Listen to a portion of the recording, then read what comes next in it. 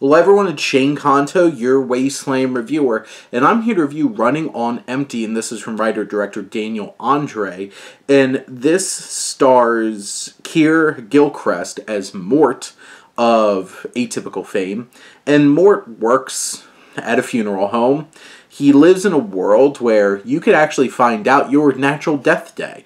Cool concept, interesting what you can do with it. And Mort finds out that he has less than a year to live naturally, and winds up his fiancé leaves him, played by Francesca Eastwood, one of the many children of Clint Eastwood, and he winds up using this dating service that matches people up by their death date. And honestly, he hits it off with the young woman who works at this place, played by Lucy Hale. And Keir Gilchrist, I think, does a good job of bringing Mort to life, who is an awkward kind of person, and he's just trying to navigate things and trying to find somebody special to spend the limited time that he has left. He has a unique perspective on death and how it's a part of your journey because he's around death all the time. I do like the romance. I feel like Gilchrist and Hale have some good chemistry. Hale has a lot of charisma, and you can tell why you have Mort falling in love with Kate.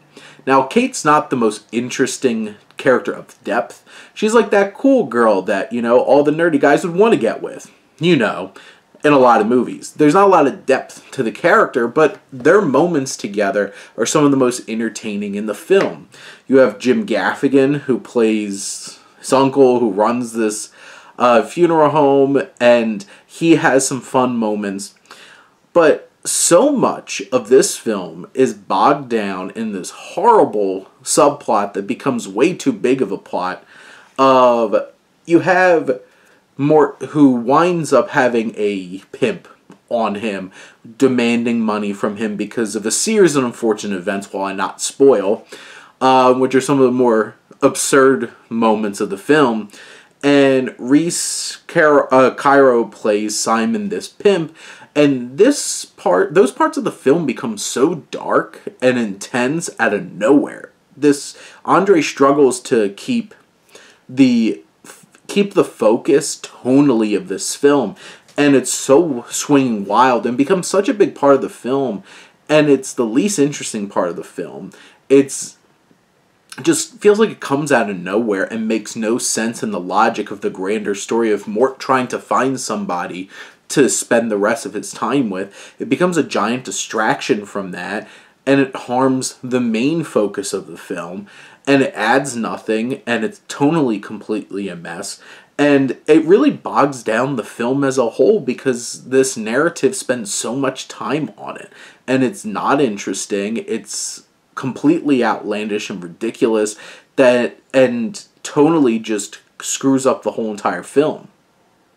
By the time the ending rolls around for the film, it does finally circle back to like what we're really here for, but it really cracks a lot in the structure of the film, and it really takes away from the overall pacing of the film. Whenever you're like in this nice, reasonable, fun romance, it whisks you away to this absurd subplot, and it leaves you kind of feeling disappointed that you had such a cool concept and you waste so much of the actual narrative on the film in this ridiculous subplot that doesn't really work. It doesn't click. It's not funny. It's not thrilling enough. It doesn't really add anything to the film and to Mort's experience. It just feels like this side quest that takes way too much time out of this personal journey that this young man's going through, trying to find love again. This has a ridiculous, outlandish humor about it, and some of those elements really do work. It's just this film has become so unfocused, and it really sours the experience of watching the film. This has some really effective and genuinely good elements to it. It's just such a mixed bag that it kind of pulls the whole quality of the film and the quality of the experience down as we're here trying to see what Mort can do to make the most of the rest of his life. We're in on that. And then the film keeps trying to find ways to rip us away from that. There's fun elements of, like, him on, like, a montage of dates.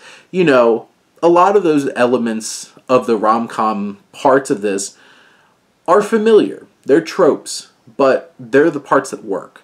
And the rest of it just feels so out of left field and uninteresting that it kind of takes you away from it.